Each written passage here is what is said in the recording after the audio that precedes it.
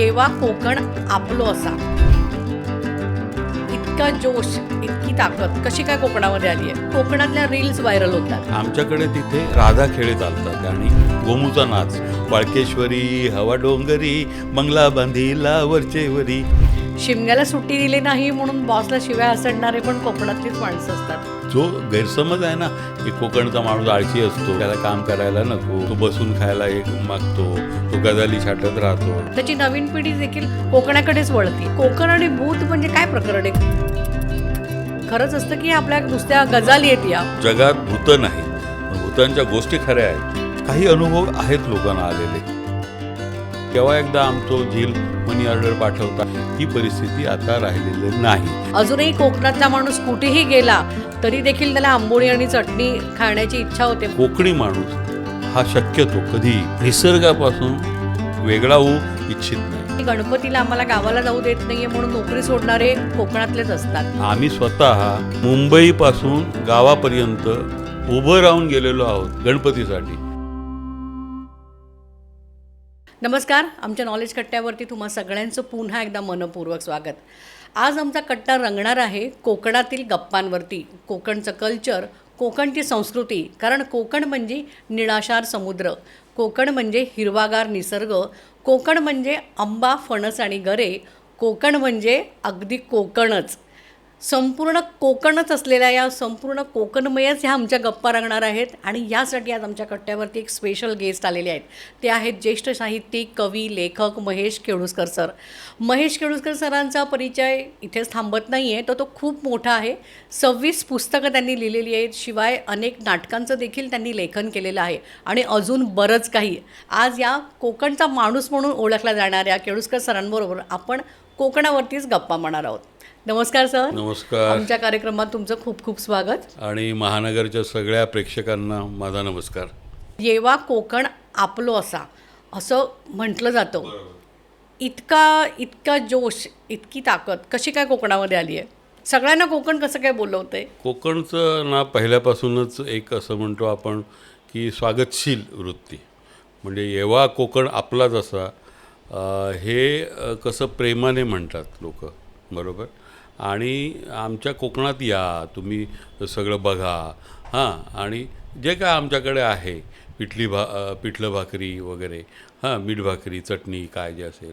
आणि कोकणातल्या माणसाकडे कोणी पाहुणा जर गेला बरं का, तर तो गरीब असो श्रीमंत असो, तिथे तुमचं स्वागत होणारच. आणि ते प्रेमाने होणार.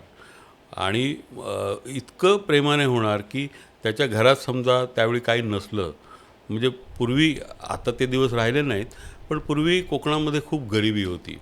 आणि घरामध्ये पाहुणा आला तर चहा म्हणजे फुटी चाय, म्हणजे दूध नसायचं वगैरे. ब्लॅक टी म्हणतो. Black tea. आता ब्लॅक टीची फॅशन आली काळा आहे, चहा. पण तिथे ते काळाच चहा प्यावा लागायचा. दुसरी गोष्ट म्हणजे तिथे उत्पन्न काय तर नारळ वगैरे, घरचा नारळ किंवा आंबे, फणस वगैरे, ह्याने तुमचं असं प्रेमाने स्वागत करणार. आणि मोठं स्वागत म्हणजे पाहुण्याक जावं इलो तर कोंबडा मारून घालायचा वगैरे, बरं का. आणि ते कसं घरामध्ये बाकी काय तेल मीठ वगैरे नसलं जरी, तिखट वगैरे मसाला, तरी दुसरे एकमेकाला मदत करण्याची पण तिथे एक पद्धत होती, बरं का. आणि ही कोकणाने अजून ठेवलेली आहे. म्हणून ते म्हणतात की येवा कोकण आपलाच असा. अगदी म्हणजे खूप तुम्ही कोकणाचं, अगदी जे कोकणातली माणसं आणि कोकण याच्याबद्दल थोडक्यात पण सुंदर असं सांगितलेलं आहे. सर, कोकणामधलं एक वैशिष्ट्य आहे, म्हणजे आम्ही जेव्हा कधी कोकणात, मला फार जाण्याचा योग आलेला नाही अजून कोकणामध्ये, पण एकदाच गेले होते, पण त्यावेळी देखील भरभरून कोकणातल्या लोकांनी स्वागत केलं होतं. कोकणाची जी संस्कृती आहे त्याबद्दल खूप बोललं जातं. खास करून ज्यावेळी सण येतात, त्यातही आपलं म्हणजे गणपती म्हणा, यावेळी कोकणातल्या रील्स व्हायरल होतात. आणि ह्याच्यामध्ये ना जुन्या लोकांपेक्षा नवीन पिढी जास्त दिसते. त्याचे रील इतके व्हायरल होतात की गणपतीला आम्हाला गावाला जाऊ देत नाही आहे म्हणून नोकरी सोडणारे कोकणातलेच असतात. शिमग्याला सुट्टी दिली नाही म्हणून बॉसला शिव्या हसडणारे पण कोकणातलीच माणसं असतात. इतका कोकणातल्या नाळीशी जोडणारी ही जी पिढी आहे, ही पिढी घडवण्यामध्ये मोठ्यांचा किती सहभाग आहे? मी तुम्हाला एक आत्ता आठवलं मला, माझा वैयक्तिक किस्सा आहे. मी आकाशवाणीमध्ये होतो. 36 वर्ष मी आकाशवाणीमध्ये नोकरी केली. आणि आमचा गावी गणपती असायचा 5 दिवस पुंडाघाटला. तर आमचे एक डायरेक्टर होते ते विज्ञानवादी होते. म्हणजे बाकीच्या डायरेक्टरांनी पूर्वीच्या मला ते रजा द्यायचे. ते नवीन आमचे डायरेक्टर जे आले त्यांनी मला म्हणाले की तुझा अर्ज बघितला, 5 दिवस काय रजा मिळणार नाही, एवढी कशाला पाहिजे, गणपती 1.5 दिवस करायचा. तर मी म्हटलं थांबा जरा, 1.5 मिनिट थांबा. मी परत टेबलवर गेलो, माझ्या राजीनामा लिहिला आणि आणून, साहेब मला सोडा, हां नोकरी नसली तरी चालेल, गणपती पाहिजे वगैरे असलं चक्कर लोक आम्ही. म्हणजे हे कोकण हे म्हणजे घडलेलं DNA मध्येच आहे आहे. हो कोकणात. घडलेलं आहे. ते हसले, म्हणाले मला माहिती होतं तू कोकणी, पक्का कोकणी आहेस तू, आणि गणपतीच्या बाबतीत नाही, बाकी तुम्ही मला 24 तास राबवून घ्या, माझं काय म्हणणं नाही, गणपतीला मला सोडायचं. पण काय सर असं काय वैशिष्ट्य आहे? याचं कारण असं की तुम्ही मगाशी म्हणालात ना, नवी पिढी असो जुनी पिढी असो, आपली जी मुळं आहेत आणि आपली जी माती आहे त्याच्याशी जी नाळ जोडलेली आहे, ते उपरं नाही आहे ना, म्हणजे असं उपरं परोपजीवी असं नाही आहे. ती कोकण ही उपजीविकाच म्हणतो आपण, म्हणजे जीविका म्हणतो, उपजीविका हे वेगळं असतं. तर जीविका आहे, लोकांच्या जीवामध्ये बसलेलं ते आपली माती, आपला प्रदेश, आपली माणसं, आपलं लोकजीवन हे सगळं इतकं मुरलेलं आहे, भिनलेलं आहे की ते गाव म्हटलं की संपूर्ण कोकणचा जो विकास झाला आहे ना, तुम्हाला सांगतो, तो सगळा ग्रामविकास च्या तर्फे झालेला आहे, त्यांच्याकडून झालेला आहे. म्हणजे असं की पूर्वी एस टी पण नव्हती हो बऱ्याच गावांमध्ये, बरं का. मुंबई आणि गाव ह्याच्यामध्ये एक कनेक्शन, म्हणजे एस टी म्हणजे खूप बोटी होत्या पूर्वी आणि बोटीने माणसं प्रवास करायची. नंतर एस टी आली, एस टी ती रखडत रखडत रखडत जाणार. कोकण रेल्वे खूप उशिरा आली आणि ते खूप चांगलं झालं, बरं का. पण आम्ही स्वतः म्हणजे मुंबईपासून गावापर्यंत उभं राहून गेलेलो आहोत. तुम्हाला खरं वाटणार नाही, गणपतीसाठी अजूनही आहेत लोक असे.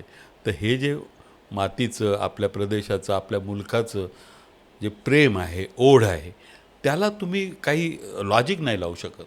आणि ते नवीन पिढीमध्ये सुद्धा आहे. अगदी, म्हणजे आपल्याला ते दिसतं जसं मी म्हणून म्हणाले ती रील्स की व्हायरल होतात. अगदी आता शिमगा आता नुकताच म्हणजे बिलकुल. होळी झालेली आहे. बिलकुल, बिलकुल. अजूनही मला वाटतं कोकणामध्ये बऱ्याच भागात हो. शिमगोत्सव असतो आणि तो बऱ्यापैकी हो. अजून काही दिवस आहे. हो. पण काय वैशिष्ट्य असतं सर, म्हणजे इतर गणपती म्हणजे गणपती सगळ्यांचं म्हणजे शिमगोत्सव आराध्य- पण खूप मोठ्या प्रमाणावर, म्हणजे अगदी उत्तर रत्नागिरीत तर म्हणजे पालख्या वगैरे घरोघर पालख्याला, आणि पालख्यांचं फार मोठं एक तिथे हे चालतं, म्हणजे प्रथाच आहे ती. पालखी म्हणजे त्यांच्या जीव की प्राण, आणि ती घरी नाही आली तर त्या घराचा अपमान होतो वगैरे, आणि त्याच्यावरून भांडणं पण होतात, बरं का. पण जाते प्रत्येक घरामध्ये, त्या अंगणात पालखी जाणार, मग त्या पालखीची पूजा करणार, तिथली सुवासिनी त्या घरची वगैरे, त्या पालखीकडून, देवीकडून आशीर्वाद मागणार.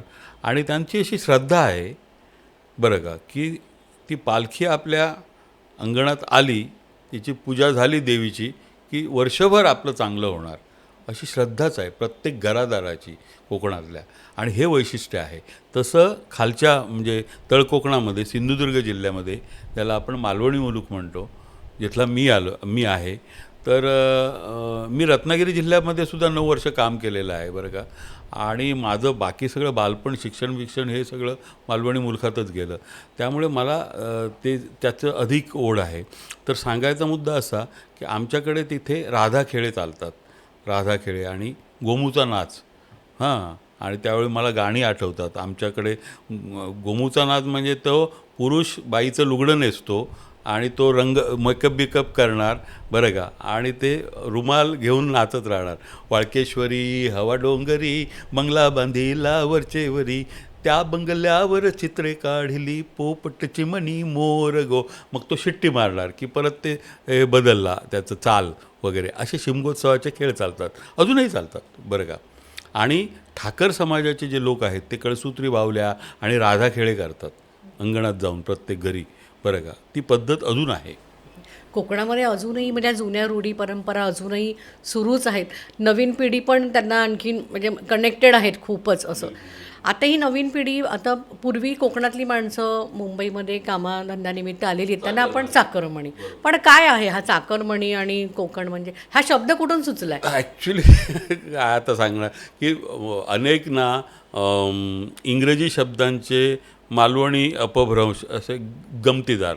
हां, आमच्याकडे एक हे होतं म्हणजे असं कोणी काहीतरी असं सांगायला लागला चांगल्या मोठ्या शब्दामध्ये की तो म्हणणार मोठं झाटली मन लागान गेलो हा. झाटली मन म्हणजे जेंटलमन बरं का त्याचं हां. आणि ते आता ॲल्युमिनियमचं जे भांडं असतं त्याला जर्मलची पितळी वगैरे ते जर्मनीत तयार व्हायचं ना, तर ती जर्मलची पितळी झाल्या. हां, असे खूप शब्द आहेत मालवणी की आता ते प्रभाकर भोगले आमचे ज्येष्ठ लेखक आहेत ना, त्यांनी मालवणी शब्द साधने आणि जीवनशैली असं एक त्यांचं पुस्तक आहे बरं का. मालवणी शब्दांवरती आणि म्हणीन वाक्प्रचारांवरती खूप लोकांनी काम केलं आहे. विद्याप्रभू आहेत, दारं दळवी आहेत आमचे जुने बरं का. मी स्वतः हे काम केलं आहे. तर हे सगळं मालवणीचे ट्रेझरी म्हणतो आपण, खजिना आहे हां. आणि ते इतकं प्रिय आहे लोकांना की ते शब्द ते सगळं संपूर्ण जीवनशैली ती युनिक आपण म्हणतो आता नवीन भाषेमध्ये. आणि नवीन पिढीला तुम्ही म्हटला तसं आकर्षण का आहे की त्यांना त्याच्यामध्ये काहीतरी अर्थ आहे असं त्यांना पटलेलं आहे बरं का. नाहीतर कोण कशाला जाईल ना. हो, शहराकडे हल्ली वळलेली मुलं परत गावाकडे जायला मागत नाहीत. आता खूप नावं सांगता येतील आता की पूर्वी कसं ते चाकरमानी यायचे, इथून मनी ऑर्डर पाठवायचे आणि मनी ऑर्डर इकॉनॉमी होती. मनी ऑर्डर इकॉनॉमी हा अर्थशास्त्रामध्ये शब्द कोकणमुळे आला, कारण इथला माणूस मनी ऑर्डर पाठवल्याशिवाय तिथला जो कोकणचा तो लोकल जो माणूस होता बरं का, त्याचं जीवनच चालू शकत नव्हतं. तो वाट बघत असायचं, तो म्हातारी किंवा कोण पाहुणेपय वगैरे, की केव्हा एकदा आमचं झील मनी ऑर्डर पाठवता आणि पोस्टमनची वाट बघत थांबायचे. ही परिस्थिती आता राहिलेली नाही. कोकणच्या प्रत्येक गावामध्ये ही जी मुलं आहेत नवीन, त्यांनी काही ना काही धंदा उद्योग पाणी सुरू केलेलं आहे त्यांचं ते स्वावलंबी. हो हो हो. आणि ते जो गैरसमज आहे ना की कोकणचा माणूस आळशी असतो, त्याला काम करायला नको, तो बसून खायला हे मागतो, तो गजाली छाटत राहतो वगैरे, हे जुनं झालं होतं. हे नाही असं नाही, हे वास्तव होतं, पण ते बदललेलं आहे. आणि त्याला सगळी जी तरुण पिढी आहे आमची कोकणची, त्यांची जिगर जी आहे आणि त्यांनी जे बघितलेलं आहे सगळं की आपल्या वाडवडिलांना एकदम असे गरिबीत दिवस काढावे लागले. आपण गरीब नाही राहायचं. त्यावेळी प्रत्येक तो कोकणातला तरुण काही ना काही स्वतः उद्योगधंदा करून स्वावलंबी होऊन आणि त्याच्यात प्रयोग करून कितीतरी मुलं अशी मी तुम्हाला दाखवून देईन की ज्यांच्याकडे काही नव्हतं पार्श्वभूमी, पण आज ती टॉपला आहे बरं का. आणि हे सगळं कोकणच्या मातीचा, कारण तो मुळामध्ये ना तो जो माणूस आहे ना तो प्रचंड म्हणजे आपण म्हणतो ना तैलबुद्धी, कारण ते मासे खातात ना त्याच्यावरच येणार होते. समुद्रकिनारी. मी ना परवा तुमचा लेख वाचला, माशांवरती तुम्ही सुंदर लेख लिहिलाय. तो लेख वाचताना म्हणजे समोरच असे मासे असे डबक्यात उड्या मारतात की काय असं मला वाटायला लागलं. तो इतका लाईव्ह तुम्ही खूप छान लिहिलंत सर, खूप छान वाटलं. म्हणजे कोकणचं ती खाद्यसंस्कृती अशी डोळ्यासमोर आली. अजूनही ती खाद्यसंस्कृती टिकून आहे. अजूनही कोकणातला माणूस कुठेही गेला तरी देखील त्याला आंबोळी आणि चटणी खाण्याची इच्छा होते. म्हणजे कॅलिफोर्नियामध्ये काही माझे फ्रेंड आहेत, ते म्हणतात की तिकडे देखील आम्ही खातो आंबोळी म्हणून नाश्त्याला. तुम्हाला खाण्याच्या याच्यावरून सांगतो आत्ता, म्हणजे खरं म्हणजे हे सांगावं की न सांगावं पण सांगून टाकतो, कारण ते एक म्हणजे सोशल मीडियावरचं फार मोठं एक व्हायरल झालेलं गोष्ट आहे ती खाऊच्या गोष्टी म्हणून, जी निशा केळुसकर आहे ती वहिनी माझी बरं का. आणि तिने साध्या म्हणजे मालवणी रेसिपी छोट्या ते 2 मिनटाचं, पण ते एवढं ते पॉप्युलर झालेलं आहे. हे एक उदाहरण म्हणून सांगितलं मी. अशा आणखीन काही महिला आहेत की ज्या पाककृतीमध्ये खूप स्पेशलिस्ट आहेत आणि त्या आपल्या पाककृती सांगत असतात बरं का. काही लोक त्याचा ते बिझनेस पण केला आहे त्यांनी, अनेक लोकांनी. आता ही आमची वहिनी फक्त रेसिपी सांगते आणि सोडून देते. पण आता कोकणामध्ये शाकाहारी आणि मत्स्याहारी बरोबर ह्या दोन्ही गोष्टी अगदी प्रभावी आहेत हां. आणि दोन्ही म्हणजे तुम्ही शिरवाळ्यापासून घावणे वगैरे सगळं हे अजून चालतं. आंबोळे, येलाफे म्हणजे हे जे असतं काकडी, ती पिकली की त्याचा किस करून त्याचं गूळ घालून शेंगदाणे घालून त्याचं ते हे अप्पम कसे असतात तसं बनवतात, त्याला येलाफे म्हणतो आमच्या भाषेमध्ये बरोबर. म्हणजे साध्या साध्या गोष्टी, त्यात कोंड्याचा मांडा कसा करावा हे कोकणीच्या बाईकडून शिकावं, बरं का. आणि तिथे काय होतं, तांदूळ होता, नारळ होता घरचा, बरं का. मग रसातले घावणे वगैरे, म्हणजे नारळाचा रस करायचा. आणि घावणे काय, घावण्याला काय बाकी लागत नाही, तांदळाचंच आहे, बरं का. म्हणजे साधं आणि स्वच्छ असं त्यांचं सामान्य हां, जीवन आहे. आणि जे उपलब्ध आहे त्यातून चांगली कृती करावी, पाककृती कशी, आणि लोकांना घरच्या आणि दारच्या सगळ्या खुश कसं करावं पाहुण्यांना, हे ते बाईला बरोबर माहिती आहे. आणि तसंच माशांचं तर काय विचारूच नका. म्हणजे अगदी मी तुम्ही म्हणालात तसं तो लेख लिहिलेला आहे. मी स्वतः मासे मारायला जायचो, म्हणजे हो, मी वाचलंय. मित्रांबरोबर.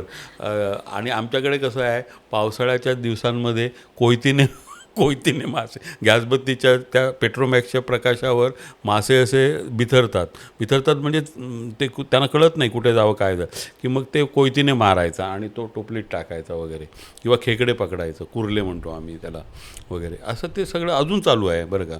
तर त्याचे पण रेसिपीज आणि त्याचे पदार्थ वगैरे खूप. तर ही खाद्य संस्कृती आहे कोकणची, आणि ते निसर्गाने दिलेलं आहे सगळं, बरं का. आणि तुम्हाला आणखीन एक सांगायची मला गोष्ट आहे की कोकणी माणूस हा शक्यतो कधीही निसर्गापासून डिटॅच म्हणतो आपण ना, म्हणजे निसर्गापासून वेगळा होऊ इच्छित नाही. त्याचा श्वास तोडणं म्हणजे निसर्गापासून त्याला वेगळं करणं, बरं का. तो कुठेही असू दे जगाच्या पाठीवर, तो त्या निसर्गाशी जोडलेला राहणार, कारण त्या प्रदेशाने त्याचं ते प्राक्तनच आहे त्याचं. आपण आता बघतो की हो. बरेच जण आता म्हणजे रिटायरमेंट नंतर म्हणा किंवा काहीतरी वयाच्या 30-35 आता तरुण देखील पुन्हा कोकणात जायला लागलेत. कोकणामध्ये राहून काहीतरी आता ते पुन्हा एक काहीतरी तयार करतायत, काहीतरी तिकडेच इको फ्रेंडली काहीतरी प्रोडक्ट तयार करतायत. कोकण डेव्हलप होत आहे थोडक्यामध्ये. आताची नवीन पिढी देखील कोकणाकडेच वळती आहे. शेती असू देत, मासेमारी असू देत, हॉटेल व्यवसाय असू देत, किंवा पर्यटन असू देत, बरं का. आता तुम्ही इकडे गेलात, ह्या जत्रा आहेत, जत्रा आंगणेवाडीची जत्रा फेमस आहे ना. हो, मी त्याच्यावर येणार होते की सर त्याच्याबद्दल सांगा. खूपच म्हणजे काय असतं त्या जत्रेमध्ये? आंगणेवाडीची जत्रा हे एक लोकांचा दरवर्षीचा एक श्रद्धाशील असा वार्षिक उत्सव आहे, बरोबर. लोक भाविकतेने जातात, गाराणी घालतात, नवस करतात, तो नवस फेडायला परत जातात. हां, आणि सगळ्या थरातले लोक, बरं का. फक्त राजकारणी जातात हे चुकीचं आहे. सगळ्या थरातले लोक जातात, आणि त्यांची एक श्रद्धा आहे, कुठल्या कुठल्या स्थानाशी जोडलेले असतात लोक. तशी ती एक भराडी देवीची जत्रा दरवर्षी भरते, ती आंगणेवाडीची जत्रा. मला अशा अनेक जत्रा आहेत, बरं का. जत्रा हा प्रकार जो आहे कोकणामधला, तो बंगालमधून आलेला आहे मूळचा. हां, बंगालमधून. म्हणजे काय कनेक्शन आहे हे बंगालचं, कारण ते जे कोकणचे जे पहिले राज्यकर्ते होते ना, ते बंगालवरून आलेले आहेत. आणि आजगाव म्हणून तिथे एक गाव आहे, ते अज्ज गाव. अज्ज म्हणजे पहिलं गाव, अज्ज. आणि कुणकेश्वर, या 2 ठिकाणी ते जलमार्गे आले ज्यावेळी मुघलांचं आक्रमण झालं बंगालवरती त्यावेळी. कारण त्यावेळी काय बाकी मार्ग नव्हते, तर त्यांनी होड्या लोटल्या, गलबतं लोटली, आणि ते लोक आले. त्यामुळे बंगालची संस्कृती आणि कोकणची संस्कृती ह्याच्यात खूप साम्य आहे. मासे वगैरे, हो, अगदी मी बंगालला खूप दिवस जाऊन आलेलो आहे, बरं का. आणि मी बघितलं तिकडे सगळं.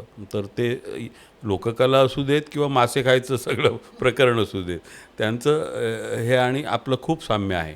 असो, सांगायचा मुद्दा असा की हे सगळं जे जत्रांचं वगैरे हे आहे, त्याच्यामुळे कोकणचं पर्यटन वाढलेलं आहे.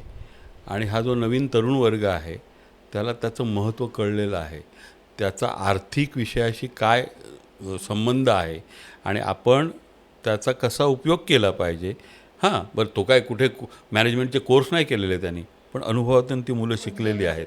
हां, मग ते आंगणेवाडीची जत्रा असू दे, किंवा इकडे तुम्ही तारकर्लीला गेलात, मालवणला वगैरे, किंवा वेंगुर्ल्याला गेलात वगैरे, तर तिथले छोट्या छोट्या अंगणांमध्ये लोकांनी आता त्या झोपड्या बांधलेल्या आहेत, आणि त्याच्यातून पर्यटन व्यवसाय म्हणजे हॉटेलिंग असू दे, लॉजिंग असू आता दे, होमस्टे वगैरे पण बऱ्याच कोकणामध्ये आता होमस्टे खूपच. म्हणजे आमच्यासारखी जी लोक आहेत की जे नॉन कोकणी आहेत, ती कोकणाशी आमचा काही संबंध येत नाही, पण आम्हाला खूप असं इच्छा असते की तिकडे जावं आणि तिकडचं लोकल जे फूड आहे, जे स्थानिक जे त्यांची खाद्य संस्कृती आहे, ती आणि तशाच घरात राहायला मिळालं तर अजूनच छान. तर ते आता होमस्टेच्या नवीन पिढीची आहे ती आता होमस्टे करून त्यांनी पण एक ते बिझनेस मॉडेल तयार केलं आहे. आणखीन तुम्हाला एक गंमत सांगतो त्यातली, की काही लोकांना म्हणजे अनेक ठिकाणी मी बघितलं भारतामध्ये इकडे तिकडे आणि अनेक ठिकाणी ना पर्यटकांना हे नसतं, त्याची जाणीव नसते की तो परिसर आपण व्यवस्थित स्वच्छ ठेवला पाहिजे. पर्यटक म्हणजे काय लायसन नाही तुम्हाला त्या हवं तसा धुळगूस घालायचा, बरोबर. तर कोकणचा तरुण त्याबाबत जागरूक आहे. म्हणजे तुम्ही प्लॅस्टिकची बॅटली बिटली फेकलीत किंवा कचरा केलात ना, तुम्हाला तिथून जावं लागणार बाहेर. इतका तो कडक आहे. म्हणजे व्यवसाय करतो पण इज्जतीमध्ये, बरं का. तुम्ही म्हणाल की मी पैसे दिलेत, मी हवं ते करेन, नाही चालणार वगैरे. तर तिथे शिस्तीमध्ये आणि भरपूर प्रेम, खूपच प्रेम. तुम्हाला काय तो असं फार हे करत नाही, बरं का. अनेक ठिकाणी पर्यटकांना लुटण्याची पद्धत आहे, कोकणामध्ये तसं नाही. तो तुमचा पण मान ठेवतो आणि आपला पण व्यवसाय करतो. आपण त्याचा एक आग्रह असतो की हे माझं सुंदर कोकण, हे माझं स्वच्छ कोकण, हे असंच राहायला पाहिजे. हा त्याचा आग्रह आहे आणि तो अगदी साहजिक आहे ना, नाही का. हो. सर आता कोकणामध्ये बरेच उद्योग आता हळूहळू यायला लागलेत. काही प्रकल्प आहेत ज्यामुळे कोकण खरं समृद्ध होणार असं तरी चित्र दाखवलं जातं आहे. सगळ्या ग्रामस्थांचा त्याला विरोध असतो. पण कोकणामध्ये पर्यटनावरती आपण किती वर्ष राहणार? नाही, ग्रामस्थांचा विरोध का असतो की तिथली जी नैसर्गिक साधनसंपत्ती आहे तिचा विनाश करून जर तुम्ही उद्योग आणत असाल आणि ते संपूर्ण केमिकल किंवा काय जे आणत असाल तर त्याला विरोध आहे.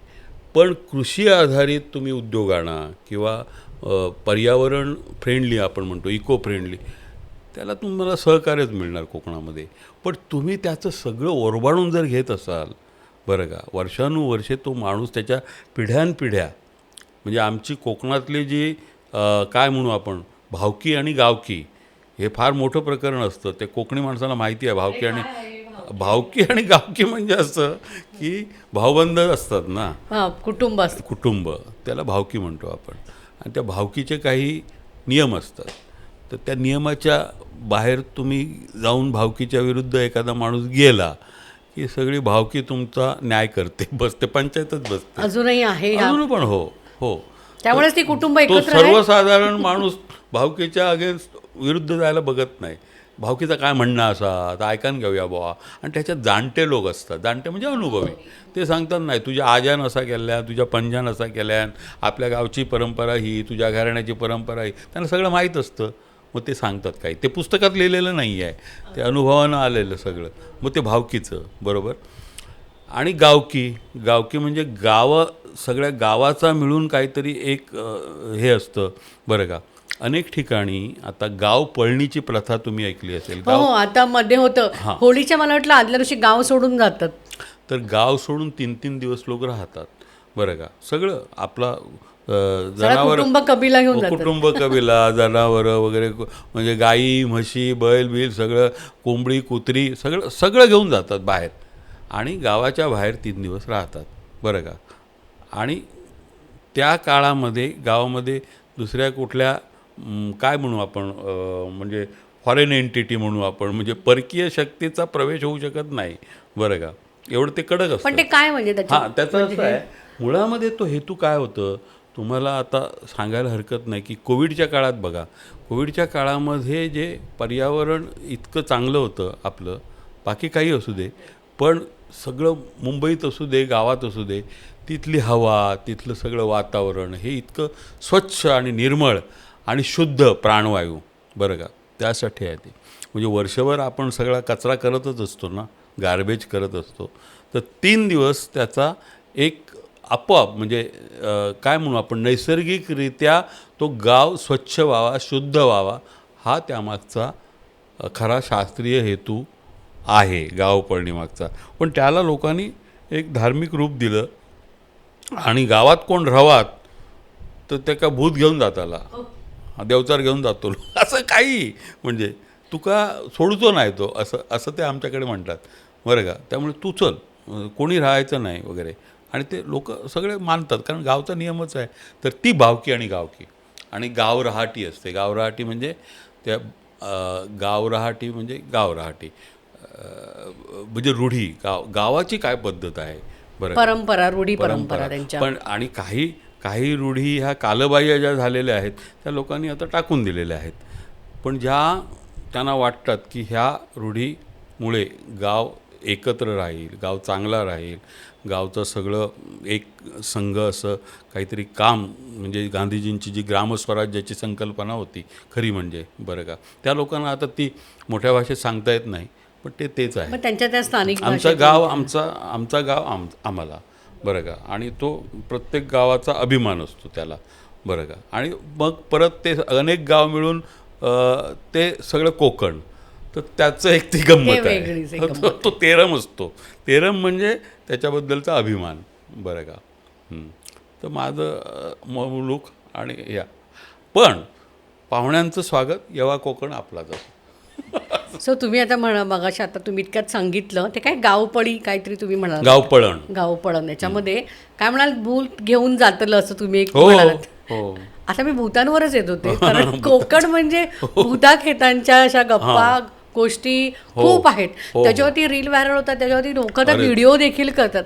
कोकण आणि भूत म्हणजे काय प्रकरण आहे? खरंच असतं की आपल्या नुसत्या गजाली आहेत या? नाही गजाली म्हणजे खरं म्हणजे माझं असं वैयक्तिक म्हणजे मी एके ठिकाणी म्हटलं, स्टेटमेंट केलं की जगात भूतं नाहीत, पण भूतांच्या गोष्टी खऱ्या आहेत, बरं का. आणि आम्ही लहानपणापासून ऐकत आलो, बरं का. कोकण म्हणजे आमचा असा, पण काही अनुभव आहेत लोकांना आलेले, आणि तुम्ही अगदी बुद्धिवादी लोकांना अनुभव आलेले आहेत, जे एकदम प्रागतिक लोक, बरं का. तुम्ही त्यांना विचाराल की, पण ते म्हणाले भूताखेतांवर माझा विश्वास नाही, पण मला असा अनुभव आला आहे, असं सांगणारे लोक अजून मी तुम्हाला दाखवून देईन, बरं का. चांगले चांगले लोक. आता हे काय आहे, तर तो सगळा गूढ प्रदेश आहे ना, गूढ भाग. म्हणजे हिरवागार कोकणातला डोंगर वगैरे आहे तिथे, त्याच्यामुळे तो थोडासा डोंगराळ भागामध्ये कधी कधी तुम्हाला झाडांच्या सावल्या भूतासारखी वाटतात. माझी एक कविता होती, झाड अंधारात होते भूत जैसे, सावल्यांचे फेकुनी भयगूढ भासे. हां. आणि मी असा सांभाळणी ही जात असता, भासले ते हासले मजला जरासे. आता झाडांच्या पानांची सळसळ, बरं का, एकटाच तुम्ही चाललेला आहे जंगलामधून, कल्पना करा, आणि रात्रीची 12 वाजताची 12:30ची वेळ आहे, आणि ती सळसळ तुम्हाला वाटते की कुठलं तरी भूत असतंय. वाटू शकतं असं. असं कोकणामध्ये मनाचे खेळ असू दे किंवा आणखीन काय असू दे, काही ठिकाणी अशा घटना घडलेल्या आहेत की त्याला खूप शोध घेतला लोकांनी, तर त्याची काही तार्किक उत्तरं मिळाली नाहीत. तर लोक म्हणतात ही कुठली तरी अदृश्य शक्ती आहे.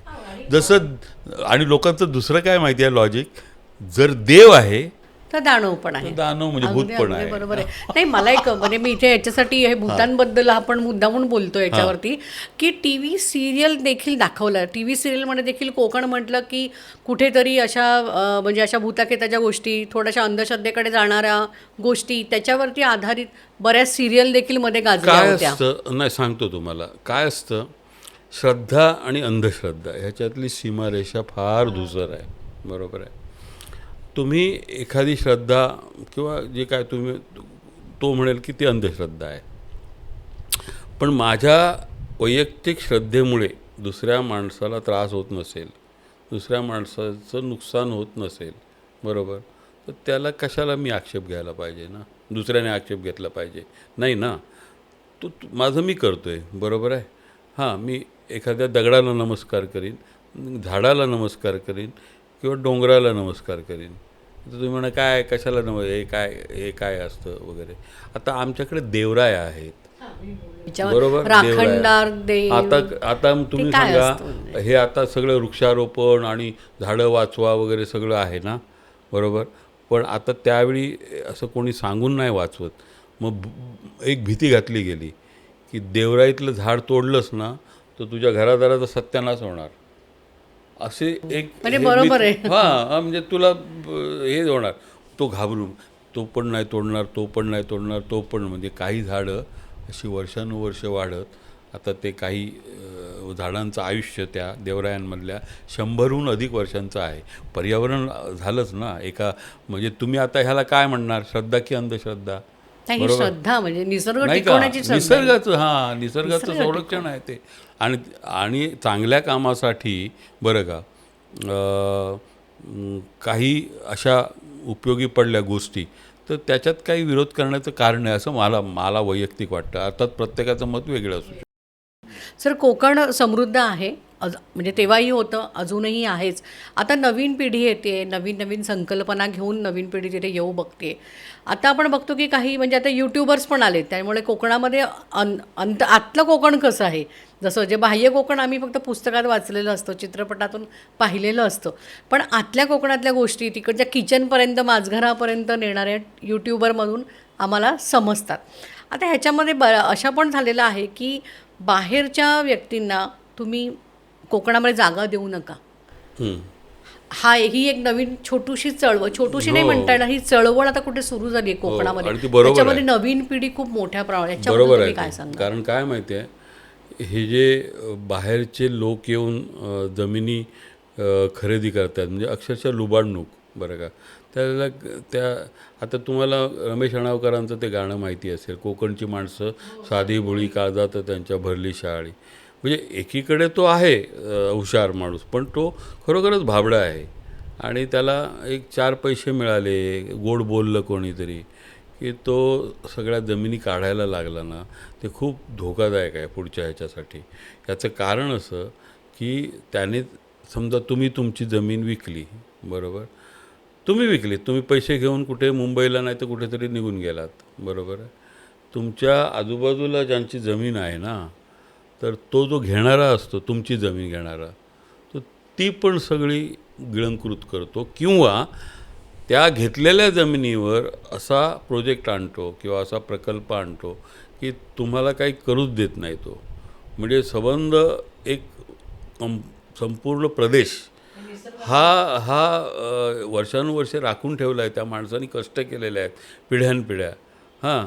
आणि आता काही लोकांना ते गावची जमीन सांभाळायला नाही जमत आहे, पण ते विकत आहेत पटकन, बरं का, आणि निघून येत आहेत. पण त्याचे परिणाम असे होत आहेत, तिथे जे मूळचे जे भूमिपुत्र आहेत, जे लोक आहेत तिथे जगत आहेत, त्यांना खूप त्रास व्हायला लागला, त्यांना समस्या निर्माण झाल्या, प्रश्न निर्माण झाले. त्याच्यासाठी ते सांगत आहेत की ही जमीन विकू नका, तुम्ही तशी ठेवा, जरी पडीक राहिली तरी चालेल, पण विकू नका, बरं का. तुम्हाला 4 पैसे आता मिळतील, पण त्याचा परिणाम म्हणजे पूर्ण मुलूक आमचा सगळा उद्ध्वस्त होऊन जाईल. आणि ते काही गोष्टी अशा घडलेल्या आहेत, सांगायला गेल्या तर म्हणजे वेळ पुरणार नाही एवढ्या अलीकडे कोकणामध्ये, बरं का.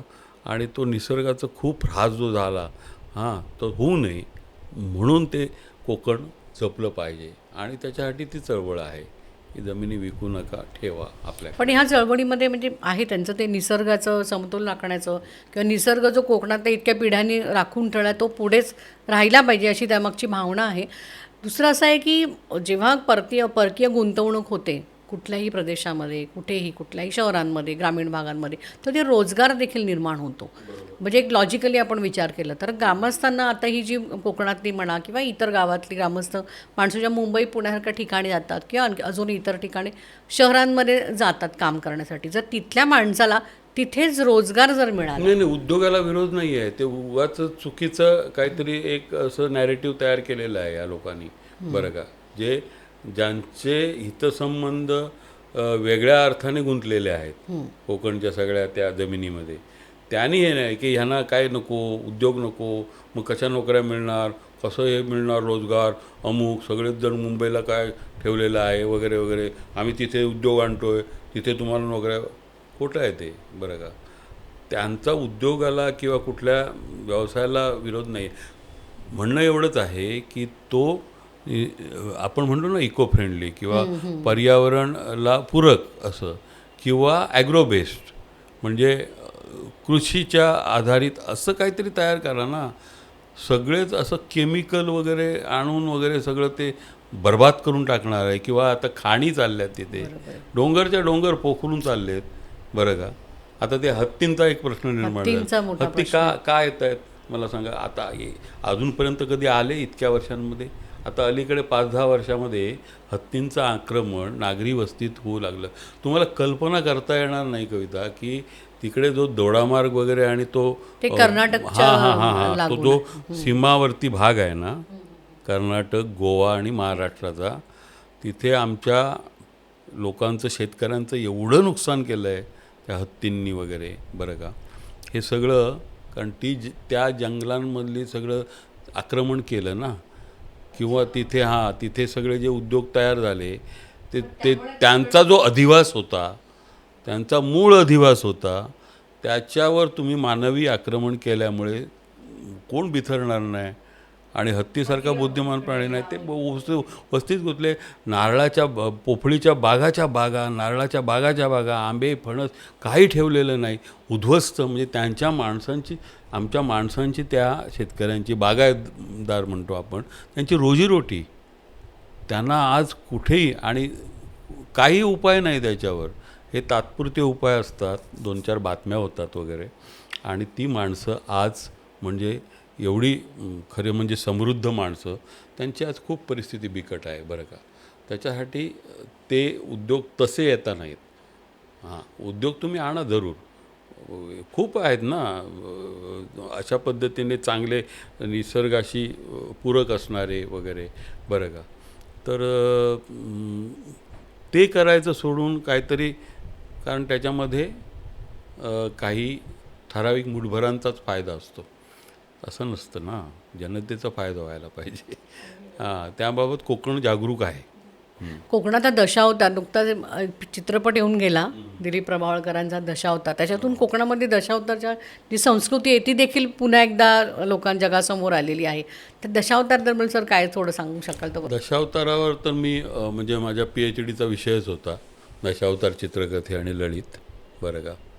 तर 95 साली मी PhD केली, आणि तिला ते आता खूप म्हणजे सगळी मुंबई युनिव्हर्सिटीचं किंवा अन्यही चांगली पारितोषिकं वगैरे, मी काही तसा म्हणजे प्राध्यापकी पेशातला माणूस नाही ना, बरं का.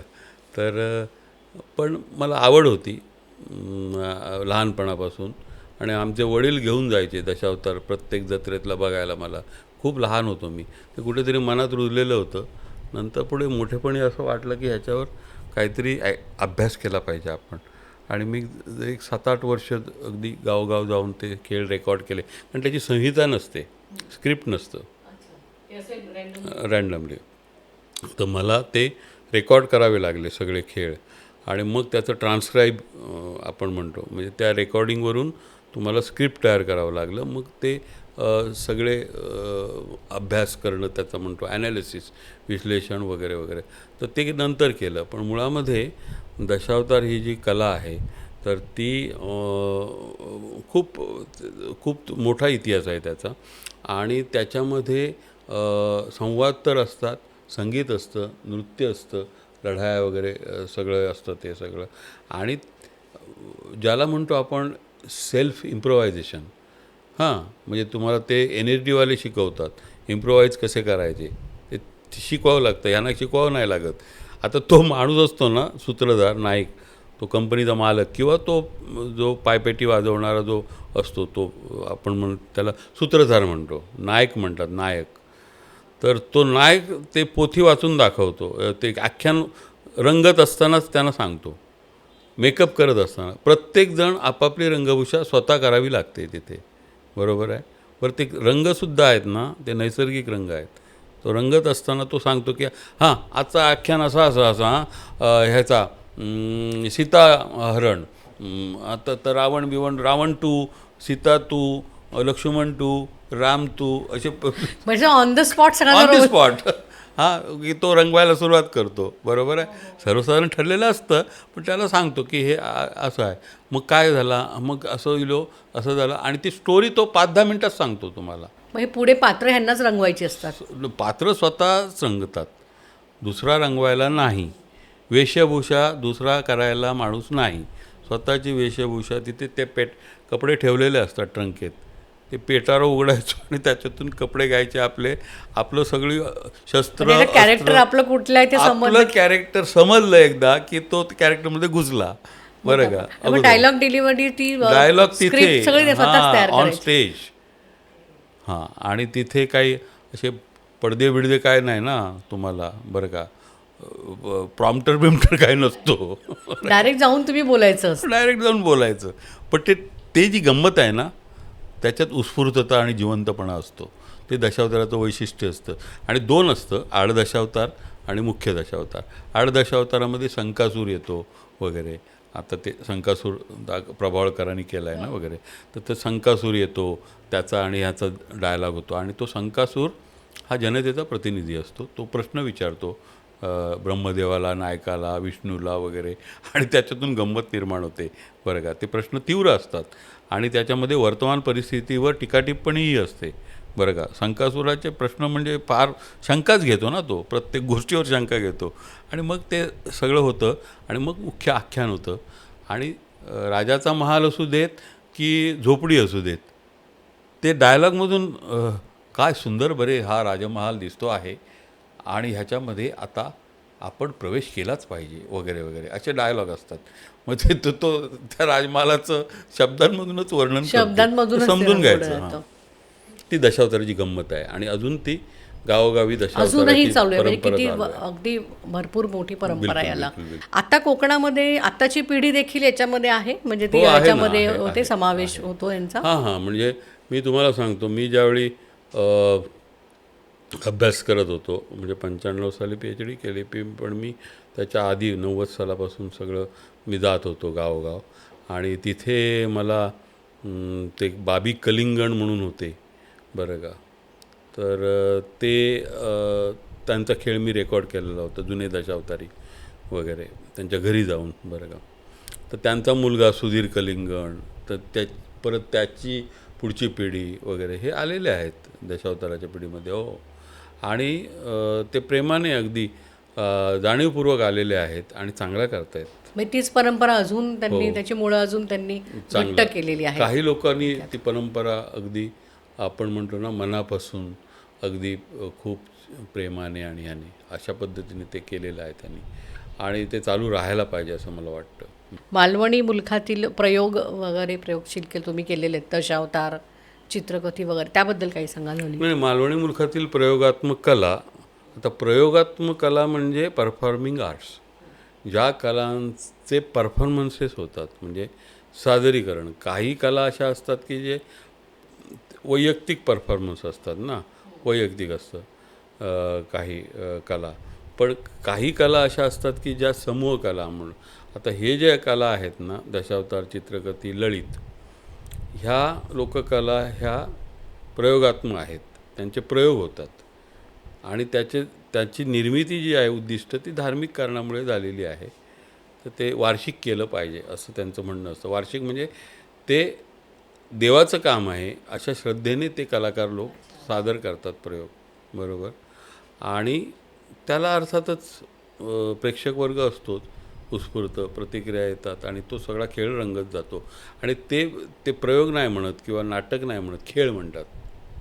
दशावताराचा खेळ, बावल्यांचा खेळ, ललिताचा खेळ, तर ते खेळीये म्हणतो ना आपण, खेळीये.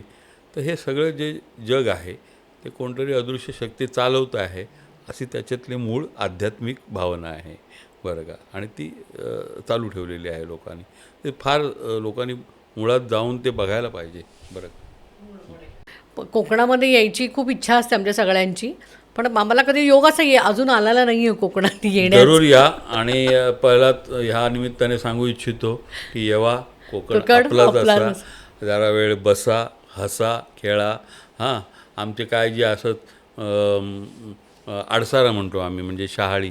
हां, त्याचं पाणी आम्ही तरी तुमका निश्चित देतलो. हां, मासे खावचे असले तर मासे खावा, आंबे फणस खावचे असले तर आंबे फणस खावा, घटकाभर बसा, गजाली मारूया आणि आपण कोकणात पुढे नेऊया. सर, कोकणात तुम्ही अक्षरशः तुमच्याबरोबर चर्चा करताना आमचं मन कोकणात गेलं. आम्ही मनातून कोकण बघितला, त्या प्रत्यक्षात नक्की जाऊन आम्ही कोकण बघणार आहोत. तुम्ही तुमचा बहुमूल्य असा वेळ आज आमच्याकडे दिलात, त्याबद्दल तुमचे खूप खूप आभार. धन्यवाद. महानगरचे खूप आभार. धन्यवाद.